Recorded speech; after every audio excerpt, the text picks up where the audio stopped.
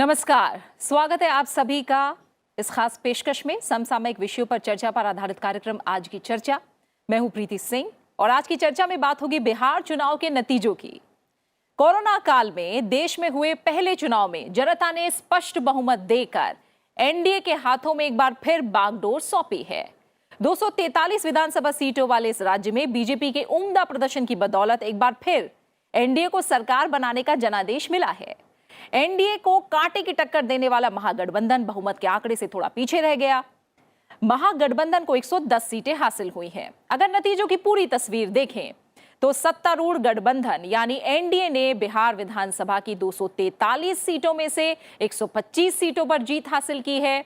इसमें बीजेपी को 74 सीटें मिली हैं, वहीं जेडीयू को 43 सीटें, हम को 4 और विकासशील इंसान पार्टी को 4 सीटें मिली हैं।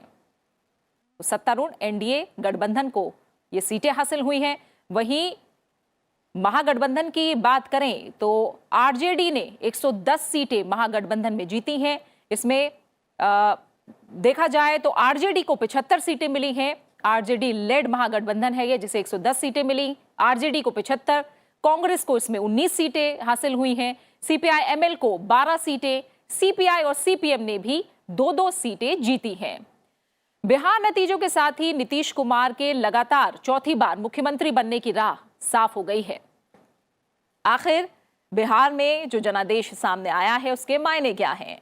बिहार राज्य और देश की राजनीति के लिए इस जनादेश के क्या राजनीतिक संकेत हैं जो इसके पीछे छिपे हैं? इन तमाम पहलुओं पर बात करने के लिए दो खास मेहमान हमारे साथ मौजूद हैं। हमारे साथ है वरिष्ठ पत्रकार प्रदीप सिंह और जगदीश उपासने। आप दोनों मेहमानों का बहुत बहुत स्वागत है इस चर्चा में शामिल होने के लिए। आप दोनों का बहुत बहुत शुक्रिया। प्रदीप जी, बिहार का मैंडेट क्या कह रहा है?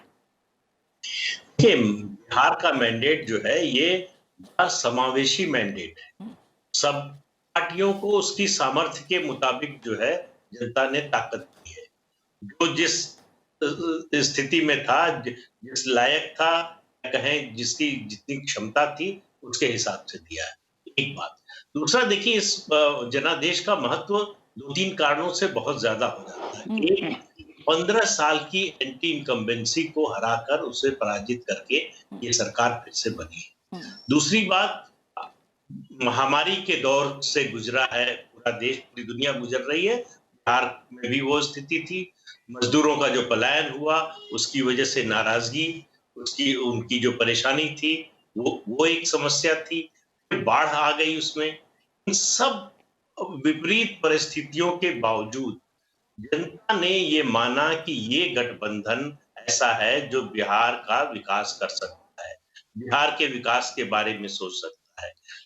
और जिस तरह का काम इसका रहा है, भले ही थोड़ी नाराजगी थी नीतीश कुमार से लेकर, पिछले 5 सालों के कामकाज को लेकर, लेकिन उनके लिए आश्वस्त करने वाली बात ये थी, उनके साथ प्रधानमंत्री नरेंद्र मोदी, उनका जो साथ है, वो जो बार-बार डबल इंजन की बात करते हैं, डबल इंजन की सरकार की, उसने लोगों में भरोसा जताया।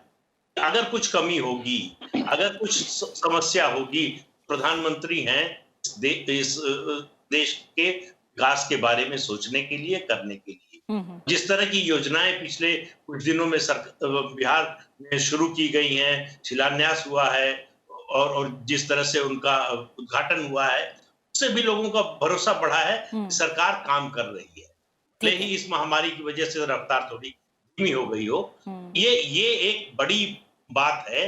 15 साल बाद भी लोगों का इस गठबंधन पर भरोसा कायम है, उसके नेतृत्व पर भरोसा कायम है, और प्रधानमंत्री की उपस्थिति जो है वो पूरे बिहार को आश्वस्त करती है। ठीक है। उपासने सर, आपकी नजर में ये जो जीत है एनडीए की, आप उसे कैसे देखते हैं? जो बड़े घटक रहे एनडीए के, जो 3 मेन पार्टियों के मुकाबले, क्या बीजेपी फायदे में रही? और जैसा प्रदीप जी भी कह रहे हैं कि हो सकता है बिहार ने अपनी जनता, जो बिहार की जनता है, उसने परेशानियों के लिए मुख्यमंत्री नीतीश कुमार से थोड़ी नाराजगी दिखाई, लेकिन क्या प्रधानमंत्री नरेंद्र मोदी से उम्मीद रही, डबल इंजन की सरकार से उम्मीद रही? क्या आपके नजरिए में कैसा रहा मैंडेट? निश्चित रूप से 2 बातें मैं मानता हूं इस चुनाव परिणाम को से देखी जानी चाहिए। पहली बात तो यह है कि अगर आप फर्स्ट राउंड, पहले चरण का जो मतदान हुआ था और उसका जो सीटें अगर आप देखेंगे तो उसमें ज्यादा सीटें महागठबंधन को मिली हैं। और उस पहले चरण में एनडीए का जो स्ट्राइक रेट है वो करीब 30% के आसपास है, जबकि महागठबंधन का जो सीटें जीतने का स्ट्राइक रेट है वो 67-68% के आसपास है। वो एक ऐसा चरण है जिसमें प्रधानमंत्री मोदी की कुछ ही रैलीज हुई थी और उन रैलीज में उन्होंने सुशासन बाबू के बिहार सरकार के अच्छे कामों को गिनाया था। किस तरह से बिहार की हालत 2005 से और 2015 तक उन्होंने सुधारी है, सभी क्षेत्रों में सोशल इंफ्रास्ट्रक्चर है, चाहे वो फिजिकल इंफ्रास्ट्रक्चर है, दोनों में इस पर ज्यादा जोर उन्होंने दिया था। लेकिन उसके बाद जब ऐसा लगा कि तेजस्वी यादव की सभाओं में और बड़ी संख्या में युवा उमड़ रहा है, तो मुझे लगता है कि एनडीए ने अपनी स्ट्रेटेजी चेंज की। प्रधानमंत्री मोदी ने उसको लीड किया और उन्होंने उस जंगल राज की बिहार को याद दिलाई, उस अंधेर गर्दी की बिहार को याद दिलाई जिसकी विरासत लेकर तेजस्वी खड़े हुए थे। भले ही उन्होंने अपने पोस्टरों से, बैनरों से, होर्डिंग से अपने माता पिता के पोस्टर चित्र नहीं लगाए, हटा दिए, उनका उल्लेख भी सभाओं में नहीं किया, लेकिन बिहार को वो चीज याद दिलाना इसलिए जरूरी था कि अगर ये महागठबंधन चुनाव में जीतता तो बिहार को वो फिर से वो दुर्दिन देखने पड़ सकते थे। प्रधानमंत्री मोदी ने ये काम किया। दोनों दूसरे और तीसरे चरण में अगर उनकी आप सभाएं देखें, कुल 15 सभाएं 12 सभाएं उनकी हुई थी और उनकी दूसरे और तीसरे चरण की सभाएं ज्यादा आक्रामक रही, उनमें ज्यादा भीड़ रही। और जिन जिलों में दूसरे और तीसरे चरण में प्रधानमंत्री मोदी की सभाएं हुई, वहां एनडीए का स्ट्राइक रेट 74% के आसपास है और महागठबंधन का स्ट्राइक रेट 20%, 25% के आसपास चला गया। उसका कारण ये था कि प्रधानमंत्री ने दोनों बात को नहीं छोड़ा। उन्होंने उस जंगल राज की, उस अंधेर गर्दी की, उस अपहरण के दौर की, उस लूट के दौर की, उस कानून व्यवस्था की धज्जियां उड़ाने वाले दौर की लोगों को याद दिलाई। साथ ही उन्होंने केंद्र और बिहार सरकार के जो किए हुए काम है, जिसकी वजह से बिहार की आज तस्वीर बदली है, बिहार का चेहरा बदला है, उसकी भी याद दिलाई। इन दोनों वजह से यह हुआ कि नीतीश कुमार के खिलाफ जो भारी एंटी इनकम्बेंसी थी, उनके खिलाफ कम एंटी इनकम्बेंसी नहीं थी। हम ये कह सकते हैं कि उसमें और तथ्य और कारणों का भी रोल है, लेकिन एंटी इनकम्बेंसी थी क्योंकि उनका ये जो तीसरा कार्यकाल है जिसमें और एक उन्होंने दो अच्छे कार्यकाल उनके बहुत शानदार हुए हैं। उन्होंने जो इंफ्रास्ट्रक्चर क्रिएट किया, सोशल और फिजिकल इंफ्रास्ट्रक्चर, उससे बिहार में उम्मीद जगी, युवाओं को उम्मीद जगी कि अब उनकी किस्मत सुधरेगी और बड़ी संख्या में बिहार का युवा पढ़ लिख कर निकल रहा था। लेकिन तीसरे चरण में उनको निराशा थोड़ी लगी हाथ और इस वजह से एंटी इनकम्बेंसी नीतीश बाबू के खिलाफ तगड़ी थी। अगर प्रधानमंत्री मोदी इस तरह से आक्रामक प्रचार नहीं करते, उस जंगल राज की याद नहीं दिलाते और केंद्र और बिहार, खास तौर पे उन्होंने माइग्रेंट लेबर्स को लेकर बड़ी नाराजगी बिहार में थी और माइग्रेंट लेबर्स को बिहार में लौटा, उसको केंद्र ने जो 3 महीने राशन दिया गरीब कल्याण योजना के तहत, अभी भी कई परिवारों को सहायता राशि दी जा रही है, उसकी याद थी लोगों को और प्रधानमंत्री मोदी पर उनका विश्वास था, जिसकी वजह से मैं मानता हूं कि ये एनडीए की जीत हुई है। कुल मिलाकर अगर इस जीत के ध्वजवाहक कोई हैं तो वो प्रधानमंत्री मोदी हैं, क्योंकि अगर वो इस तरह से प्रचार नहीं करते, लोगों को वो याद नहीं दिलाते, तो एनडीए के लिए बहुत मुश्किल था। ठीक है, यानी आप दोनों ही कह रहे हैं कि मोदी मैजिक ने कहीं ना कहीं बिहार में काम किया है, इसीलिए बीजेपी का इतना उम्दा प्रदर्शन देखने को मिला। और प्रदीप जी, इसका थोड़ा सा अगर आगे देखें तो इसके मायने हम क्या इस तरह से समझे कि एक तरह से 20 साल से सरकार बनाने के कवायद में बिहार में कोशिश बीजेपी की और गठबंधन सरकार में एक तरह से जूनियर पार्टनर या कहते हैं ना छोटा भाई की भूमिका में रही बीजेपी बिहार में, लेकिन इस विधानसभा चुनाव में बीजेपी ने अपना प्रभुत्व साबित किया। वादे के मुताबिक बीजेपी भले ही नीतीश कुमार को मुख्यमंत्री बनाएगी, वही उसका चेहरा रहे हैं, लेकिन क्या दबदबा बीजेपी का होगा? क्या वो अब सीनियर पार्टनर की भूमिका में आएगी? क्या बदलाव इसका क्या देखते हैं आप? देखिए, इस बात में तो कोई शक नहीं है कि बीजेपी अब इस गठबंधन में बड़े भाई की भूमिका में आ गई है और ये जनादेश का साफ संकेत है कि आने वाले दिनों में जो दो मुख्य ध्रुव होंगे बिहार की राजनीति के, उसमें एक भारतीय जनता पार्टी होगी और दूसरा ध्रुव जो है राष्ट्रीय जनता दल होगा। इनके बीच सीधी लड़ाई होगी। इस चुनाव में भी इसकी एक झलक दिखाई दी। दूसरी बात यह है, देखिए, इस चुनाव में सबसे बड़ी भूमिका अगर कहें प्रधानमंत्री के कैंपेन के कारण जो निभाई, वो महिला मतदाताओं ने निभाई। महिला मतदाताओं, आप देखिए फर्स्ट फेज का जिसका जिक्र कर रहे थे जगदीश जी, उसके बाद से स्थिति बदली, दंगल राज की बात शुरू की प्रधानमंत्री ने कि किसी भी महिला, किसी भी व्यक्ति के लिए, महिलाओं के लिए खास तौर से सुरक्षा इतना बड़ा मुद्दा है, वो सब पर भारी पड़ता है।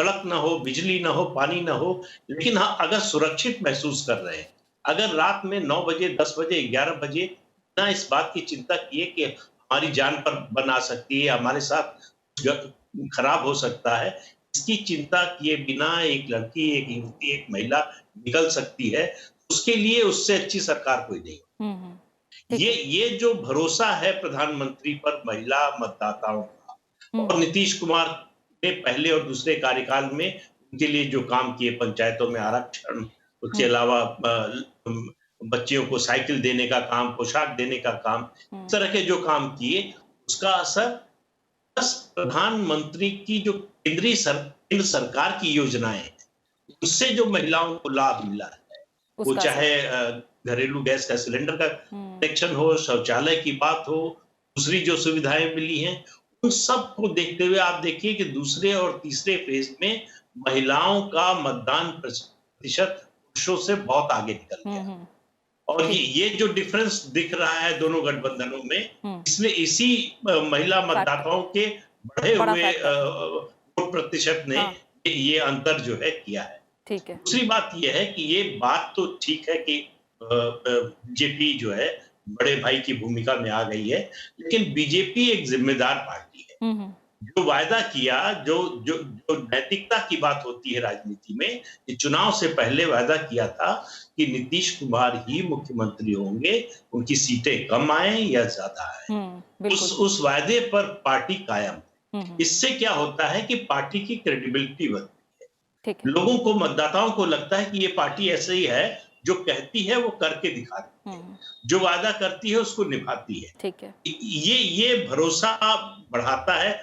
और बीजेपी और जो जनता दल का जनाधार है, अगर आप देखिए उसमें काफी कुछ जो है कॉमन है। ठीक है। अति पिछड़ों, महिलाओं की बात करें, दोनों का जनाधार उसमें शामिल है। और बीजेपी की जो कोशिश है कि एक नॉन यादव पिछड़ों का जनाधार सशक्त किया जाए, महिलाओं को जब आप जोड़ते हैं उसमें, जी, जाति से ऊपर जाता है। हाँ। वो क्षेत्र और वर्ग और भाषा से ऊपर जाता है। हाँ। धर्म से भी ऊपर जाता है। ठीक है। इसका जो लाभ बीजेपी को राजनीतिक रूप से चुनाव में मिल रहा है, उससे लाभ जो है नीतीश कुमार को भी मिला है कि इतनी नाराजगी होने के बावजूद अगर ये सरकार लौट कर आई है, तो बीजेपी की इसी सामाजिक समरसता की नीति की वजह से आई। ठीक है।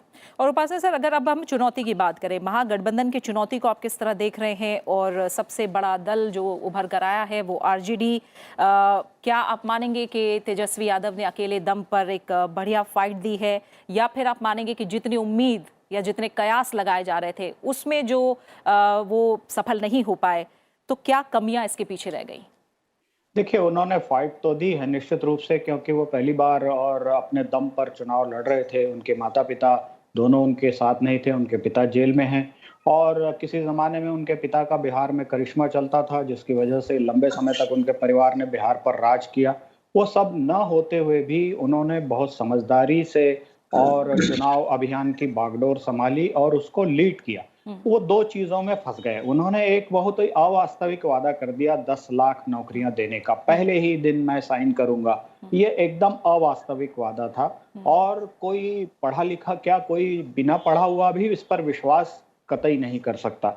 लोग सुनने के लिए उनको जरूर आते थे, और चूंकि उन्होंने अपने भाषणों में नीतीश कुमार पर ही प्रहार किए। अगर आप उनके भाषणों को देखें तो उन्होंने नीतीश कुमार पर प्रहार किए, प्रधानमंत्री मोदी पर उनके प्रहार उतने कटु नहीं है। उन्होंने केंद्र सरकार की योजनाओं की आलोचना जरूर की है। मुझे ऐसा लगता है कि अभी उनके जो तेवर हैं, और ठीक है कि उनको अपना लक्ष्य नहीं मिला, हालांकि उनको बड़ी उम्मीद थी, और चुनाव नतीजे आने के बाद उनकी पार्टी के कई नेताओं ने बड़े बचकाने बयान भी दिए। लेकिन मैं मानता हूं कि अगर वो अपने आप को बिहार की राजनीति में स्थापित करना चाहते हैं, तो जिस तरह के तेवर के साथ और जिस तरह के नीति के साथ उन्होंने चुनाव अभियान का संचालन किया, अगर विधानसभा में भी वो महागठबंधन के नेता के रूप में एक सकारात्मक भूमिका निभाते हैं, झूठ का सहारा नहीं लेते, जैसे कि उनकी महागठबंधन की एक पार्टी कांग्रेस ने अपनी सारी राजनीति झूठ पर चला रखी है, अगर वो वैसा नहीं करते और सरकार की जहां आलोचना वाजिब आलोचना है वहीं वाजिब आलोचना करते हैं, सरकार को जहां सुझाव देने की जरूरत है वो करते हैं, एक दमदार विपक्ष की भूमिका अगर वो निभाते हैं तो वो बिहार की राजनीति में स्थापित हो सकते हैं। लेकिन अगर उन्होंने कांग्रेस की राह पर चलने की सोची और कांग्रेस ने उनको विधानसभा के अंदर डिक्टेट किया, तो यकीन मानिए कि वो अपने पिता की जगह क्या लेंगे, वो बिहार की राजनीति में अपनी स्वयं की जगह भी बना नहीं पाएंगे। ठीक है, ठीक है। प्रदीप जी, जब कांग्रेस पे की हम बात करें तो 1985 के विधानसभा चुनाव में कांग्रेस ने 323 में से 196 सीटें जीती थी, स्पष्ट बहुमत हासिल किया था और ये आखिरी मौका था जब कांग्रेस ने बिहार में बहुमत हासिल किया। अब 35 साल बीत चुके हैं, लेकिन 35 साल के बाद भी अपनी जमीन तलाश नहीं पा रही है कांग्रेस बिहार में। अगर हम देखें तो अखिलेश यादव के साथ कांग्रेस आई उत्तर प्रदेश में, क्या उसका हाल हुआ हमने ये देखा। क्या कहीं ना कहीं ये भी आप मानते हैं कि तेजस्वी यादव ने 70 सीटें कांग्रेस को देकर क्या गलती की, या कांग्रेस की क्या बड़ी कमियां रह गई इस चुनाव में, क्या निकल कर आ रहा है? इस चुनाव में नहीं, काफी लंबे समय से आप देखिए तो बड़े राज्यों में, उत्तर प्रदेश की बात कीजिए, आप बिहार की बात कीजिए, पश्चिम बंगाल की बात कीजिए, तमिलनाडु की बात कीजिए, अब आंध्र प्रदेश और तेलंगाना में भी देख लीजिए, कांग्रेस का क्षरण जो है वो पिछले कुछ सालों में बहुत तेजी से हुआ है। काफी समय से हो रहा था लेकिन उसकी गति बढ़ गई। सार्वजनिक जीवन में और खास तौर से राजनीति में विश्वसनीयता बहुत बड़ी चीज होती है, तो कांग्रेस ने और उसके नेतृत्व ने खो दी। लोगों को उनकी बात पर भरोसा नहीं होता, लोगों को इस बात का भरोसा नहीं होता कि ये जो कह रहे हैं ये कर भी सकते हैं। ये जब भरोसा खत्म हो जाता है जनता का, तो जनता की निगाह से वो पार्टी गिर जाती है जो कांग्रेस दिखाई दे रही है। 70 सीटें तेजस्वी यादव ने उनको दी बिहार में, वो इस आधार पर कि पिछले चुनाव में उनको 27 सीटें मिली थी। वो चुनाव अपोजिशन यूनिटी इंडेक्स के होने की वजह से उस चुनाव में इतनी बड़ी सफलता मिली थी कांग्रेस को, तो वास्तविक उसकी ताकत नहीं थी। दूसरी बात यह है कि कांग्रेस में हालत ये हो गई है कि दलगत हित को व्यक्तिगत हित पर दलगत हित पर तरजीह दी जाती है। नेताओं को लगता है कि चुनाव का मौका जो है हमारी कमाई का समय है, हमारे लिए फायदे का समय है, और उसका नतीजा आप देखिए कि लेफ्ट पार्टीज को 29 सीटें दी तेजस्वी यादव ने, 16 जीत कर आए हैं, और 70 सीटें दी कांग्रेस को, वो सिर्फ 19 जीत पाए हैं। तो एक तो ये समस्या है। दूसरी देखिए, तेजस्वी के लिए समस्या जो है वो सबसे बड़ी चुनौती, उनकी जो सबसे बड़ी ताकत है वही उनका जनाधार। ठीक है। उनके जनाधार की आक्रामकता जो है वो दूसरे वर्गों को उनकी पार्टी से दूर कर देती। जैसे ही जो आप देखिए कि उसका इतनी तेजी से बढ़ता है, ऐसे ही कैंपेन में प्रधानमंत्री ने जंगल राज की बात उठाई, लोगों को याद आ गया क्या होने वाला है अगर इनको सत्ता सौंप, तो वो लोगों को डराती है। जब तक उसमें परिवर्तन नहीं करेंगे, ये समस्या उत्तर प्रदेश में मुलायम सिंह और अखिलेश यादव के साथ, वही समस्या तेजस्वी के साथ है। उनके साथ समस्या बड़ी इसलिए हो जाती है, वहां यादव वोटों की संख्या, मतदाताओं की संख्या ज्यादा है। ठीक है। तो तेजस्वी यादव जब तक अपने जनाधार की जो राजनीतिक संस्कृति है उसमें बदलाव नहीं लाते, तब तक उनके लिए सत्ता में आना बहुत कठिन है। वो एक जो है होल बन गए हैं बिहार की राजनीति में, उनकी पार्टी बन गई है कि जो MY का समीकरण है उनको एक 22-25% का वोट बेस देता है, जिसकी वजह से वो प्रासंगिक बने रहेंगे बिहार की राजनीति। लेकिन सत्ता में आने के लिए उनको बड़े स्तर पर बदलाव लाना पड़ेगा और मौलिक बदलाव लाना पड़ेगा। अब ये उनके लिए चुनौती भरे 5 साल होंगे। अगर वो गंभीरता से राजनीति करते हैं, सकारात्मक राजनीति करते हैं, इस ओर अपना जनाधार बढ़ाने की ओर राजनीति करते हैं, तो उनको फायदा हो सकता है, नहीं तो उनके नेतृत्व को भी चुनौती मिलने लगेगी। ठीक है। और जैसा आप भी कह रहे हैं एमवाई जो फैक्टर था वो पलटता दिखाई दिया। उपासने सर, एमआईएम ने 5 सीटें जीती, आरजेडी से छिटके हैं जो उनके वोटर रहे या एमआईएम पर भरोसा जताया है, और इसके अलावा लेफ्ट पार्टियों का उदय एक बार फिर कैसे हुआ? ये 2020 में जो चक्र बदला है, क्या वजह क्या रही इसके पीछे? देखिए, असदुद्दीन ओवैसी की पार्टी ने उत्तर बिहार में, सीमांचल क्षेत्र में और करीब 9 सीटों पर और महागठबंधन को नुकसान पहुंचाया। उसमें से 5 सीटें वो जीते हैं। और अगर आप देखें तो इससे एक ट्रेंड पता लगता है कि जो एमवाई समीकरण है, जिसके बल पर आरजेडी और बिहार में राज करती रही और बड़ी राजनीति में बिहार की प्रासंगिक बनी हुई है अभी भी, तो एमवाई समीकरण से जो एम है वो धीरे धीरे कहीं छिटक न जाए। खास तौर पे मुस्लिम बहुल इलाकों में अगर असदुद्दीन ओवैसी की पार्टी के लोगों ने जिस तरह से काम किया और जिस तरह से उनकी अपील काम कर गई है, वो उनके लिए, महागठबंधन के लिए निश्चित ही नुकसानदेह है। आरजेडी के लिए तो खास तौर पे, क्योंकि अगर मुस्लिम वोटर उनसे छिटक गया, जो छिटक सकता है, जिसका अंदेशा बहुत ज्यादा है, तो निश्चित मानिए कि फिर तेजस्वी यादव या आरजेडी की जो राजनीति है वो एक सीमित स्तर की राजनीति होकर वो रह जानी है। फिर एक ये खतरनाक लक्षण भी है कि एक दक्षिण की मुस्लिम आधारित पार्टी, भले ही वो लोकतांत्रिक ढंग से वो आ रही है, लेकिन अगर वो बिहार में खड़ी होती है और उससे रेडिकल इस्लामी तत्वों को मदद मिलती है, तो वो न केवल बिहार के लिए बल्कि देश की राजनीति के लिए भी अच्छा नहीं है। ये बात आपने ठीक पूछी कि जो लेफ्ट पार्टीज है, खासतौर पे सीपीआई एमएल को सीटें ज्यादा हैं। आप सीपीआई, जो मेन स्ट्रीम की लेफ्ट पार्टीज हैं, सीपीआई हैं या सीपीएम हैं, उनकी सीटें 2-2 हैं, जबकि सीपीआई एमएल की सीटें ज्यादा है। ये दिखाता है कि जो माइग्रेंट लेबर आया, और अगर स्टेट गवर्नमेंट ने बहुत प्रोएक्टिवली उनके लिए काम किया होता, तो शायद सीपीआई एमएल को उतनी सफलता नहीं मिलती, क्योंकि उनका जो आधार है कम्युनिस्ट पार्टी का, और खासतौर पे सीपीआई एमएल का, वो मजदूर, किसान और युवा है, जो गांवों का युवा है। मैं मानता हूं कि ये कुछ उच्च एनडीए सरकार के पिछले कार्यकाल की कुछ असफलता को दिखाता है। अदरवाइज लेफ्ट पार्टीज का उदय बिहार में एक चमत्कार से किसी कम नहीं है। अभी इस स्थिति में जहां पर विकास हो रहा है, बिहार की तस्वीर बदल रही है, उसमें अगर लेफ्ट पार्टीज अगर इतनी सीटें लेती है, तो उसका कारण सिर्फ यही है कि असंतोष कहीं गहरे मन में है, लोगों के था। अब इस सरकार की जिम्मेदारी है कि उसको वो किस तरह से थामेगी, किस तरह से उस असंतोष को दूर करेगी, वरना लेफ्ट पार्टी का फिर उभार, और फिर वो उसमें लेफ्ट में जो एक्सट्रीमिस्ट है, जो उग्रवादी तत्व है, बिहार ने बड़ा दंश झेला है माओवादी, एमसीसी और दूसरे तत्वों का, वो दंश बिहार को फिर न झेलना पड़े, ये नई सरकार की बड़ी जिम्मेदारी होगी।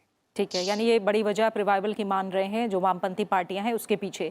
अब हम आते हैं चिराग पासवान पे। प्रदीप जी, चिराग पासवान को इस चुनाव से क्या मिला? जो राजनीतिक पूंजी है, जो विरासत है उनके पिता की, कैसे आगे बढ़ाएंगे? वो 147 सीटों पर उम्मीदवार उतारे, 1 सीट मिला क्या उन्हें इस चुनाव में? कैसे आकेंगे? देखिए, जनादेश जो है उसने चिराग पासवान को ये बताया है बिहार के मतदाताओं ने कि राजनीति में सब्र की जरूरत होती है, और अति महत्वाकांक्षा जो है आपको कहीं का नहीं छोड़ती। वो एनडीए के हिस्सा रहे, उनके पिता केंद्र में मंत्री थे जब तक जीवित, वो भी उनकी पार्टी उसमें हिस्सेदार थी। इसके बाद आपने नाता तोड़ा और आप ये कहने लगे कि हम केंद्र में हैं। आपकी पार्टी बिहार के बाहर तो कुछ है ही नहीं, और आपकी डिमांड इतनी हो गई कि लगा कि आप बहुत बड़ी पार्टी, आपका जनाधार बहुत बड़ा हो। 4.5-5% जनाधार है उनके, जो जाति है उसका। ठीक है। वो किसी को सप्लीमेंट जब करते हैं, किसी के साथ मिलते हैं, एक ताकत बनती है जिसका उनको फायदा मिलता है, दूसरी पार्टी को मिलता है। लेकिन उनको लगा कि वो उनमें इतनी बड़ी ताकत आ गई है। एक बात उनके पिता के बारे में भी कही जाती थी कि वो बहुत बड़े मौसम विज्ञानी हैं, वो भांप लेते हैं सत्ता किधर आने वाली। ये इस चुनाव ने ये साबित किया कि चिराग पासवान में वो खूबी नहीं है। तो यानी 2025 की तैयारी की बात जो कह रहे थे प्रदीप जी कि हम चुनाव 2020 का नहीं 2025 के लिए लड़ रहे हैं, चिराग पासवान ने जो ये बात कही थी, तो क्या संकेत मिला है, क्या संदेश उन्हें मिला है? उन्हें संकेत मिला है कि आप अपनी हैसियत के मुताबिक, अपनी सामर्थ्य के मुताबिक उतना ही मांगिए, हाँ। उतने पर ही रहिए जितनी आपकी सामर्थ्य है। अगर आप उसको बढ़ा चढ़ाकर पेश करेंगे तो नतीजा ये हुआ कि आप देखिए एक सीट पर सिमट गए हैं, वो भी एक सीट जो जीता है उसका उसमें व्यक्तिगत योगदान ज्यादा है, उनकी पार्टी का कम है। तो उनको कामयाबी अगर कहें सिर्फ इतनी मिली है कि उन्होंने जेडीयू के कई उम्मीदवारों को हरा दिया। यानी अपने प्लान में इससे कहीं ना कहीं ज्यादा फेल हो मतलब गए। ठीक है, अब क्योंकि समय की कमी है, उपासना सर मैं चाहूंगी आप बताएं कि नीतीश कुमार ने कहकर चुनाव लड़ा कि ये उनका एक तरह से आखिरी चुनाव है। अब उनके सामने इस समय किस तरह की चुनौतियां होंगी? चौथी बार वो कमान संभालेंगे, चुनौतियां क्या है उनके आगे? पहली बात तो यह है कि उनको बिहार को 2015 से आगे ले जाना है। 2015 तक उनकी सरकार का जो कामकाज है वो जबरदस्त कामकाज है। महिलाओं से लेकर तो कानून व्यवस्था से लेकर तो इंफ्रास्ट्रक्चर डेवलपमेंट तक हर क्षेत्र में जबरदस्त उनकी सरकार ने काम किया है। लेकिन पिछले 5 साल में थोड़ी सी उसमें कुछ ढिलाई कमी लोगों को दिखाई दी। मैं मानता हूं कि उस काम को उनको आगे ले जाना है। प्रोएक्टिवली उनकी सरकार को काम करना पड़ेगा। और चूंकि अब बीजेपी के ज्यादा विधायक हैं, वह बड़ा भाई छोटा भाई राजनीति में कुछ नहीं होता है। हाँ। जिसकी जब चलती है वही उस समय बड़ा भाई बन जाता है। कभी कभी छोटे भाई भी बड़े भाई की भूमिका में राजनीति में आ जाते हैं, हमने सरकारों में देखा है। तो इसलिए जो बीजेपी के भी लोग प्रोएक्टिवली अगर करेंगे तो मैं मानता हूं कि नीतीश बाबू भी बहुत थोड़े से जिद्दी व्यक्ति हैं, बहुत अच्छे नेता हैं, बहुत सुशासन वाले नेता हैं, ईमानदार नेता हैं, कमिटमेंट वाले नेता हैं, जनता के कल्याण के प्रति कमिटमेंट वाले नेता हैं। लेकिन ऐसे नेता में भी कई बार थोड़ा सा अड़ियलपन होता है। मैं मानता हूं कि राजनीति में अड़ियलपन नहीं चलता। अगर उनको अपनी सरकार को, अगर उन्होंने कहा है कि ये उनका आखिरी चुनाव है, तो उनको बिहार में उनकी इस सरकार के 5 साल को एक मिसाल के रूप में बिहार में कायम करना चाहिए। बिहार के लोगों को याद रहे कि हाँ, नीतीश बाबू की जो सरकार थी उसने बिहार की तस्वीर पूरी तरह से पलट दी। हाँ। अब बिहार से इतनी बड़ी संख्या में लोगों को मजदूरी करने के लिए बाहर नहीं जाना पड़ता। उनके लिए बिहार में ही काम मिल गया है। किसान को उसकी फसल का दाम बराबर मिलने लगा है। लॉ एंड ऑर्डर पहले से अधिक सुधरा है। गरीब किसान के अलावा महिलाओं को समाज में बराबर की भागीदारी मिली है और बिहार की सचमुच तस्वीर बदल गई है सब तरह से। हाँ। जिसको बिहार को लोग, बिहार या बिहारी को दूसरे राज्यों में जो एक हिकारत से और कई बार बहुत अपमानजनक ढंग से देखा जाता है, वो टैग तो बहुत पहले दूर हो गया। लेकिन अब बिहार की तस्वीर जब बदलेंगे, वो मैं समझता हूं कि 5 साल बहुत बड़ी अवधि होती है, हालांकि बहुत छोटी भी अवधि होती है किसी राज्य के लिए, लेकिन नीतीश बाबू ये कर सकते हैं। उनके पास लंबा अनुभव है, उनके पास एक विजन है और अब एक प्रोएक्टिव बीजेपी उनके साथ है, जिसको प्रधानमंत्री के नीति निर्देशन में, पार्टी के बड़े नेताओं के नीति निर्देशन में वो नीतीश बाबू के लिए बहुत सी मदद, बहुत सी सहायता और यानी आप कह रहे हैं नई जिम्मेदारियों के साथ नई चुनौतियां भी हैं, नए कर्तव्य भी हैं जिन्हें उन्हें निभाना होगा। फिलहाल आपका, दोनों मेहमानों का फिलहाल बहुत बहुत शुक्रिया। उपासना सर आपका, प्रदीप सर आपका बहुत बहुत शुक्रिया इस चर्चा में शामिल होने के लिए। तो बिहार ने अपना जनादेश दे दिया है और जांचे परखे चेहरों पर ही भरोसा जताया है। राजनीतिक संकेतों के लिहाज से तो ये चुनाव खास रहा ही है। साथ ही बिहार विधानसभा चुनाव 2020 कई और मायनों में भी दशकों तक याद रखा जाएगा। कोरोना महामारी पर लोकतंत्र के इस महापर्व को सफल करने के श्रेय के लिए भी बिहार के मतदाताओं को हमेशा याद किया जाएगा। इसी के साथ आज की चर्चा में फिलहाल इतना ही। आप इस कार्यक्रम को YouTube पर भी देख सकते हैं, अपनी राय और सुझाव हम तक पहुंचा सकते हैं। इजाजत दीजिए, नमस्कार।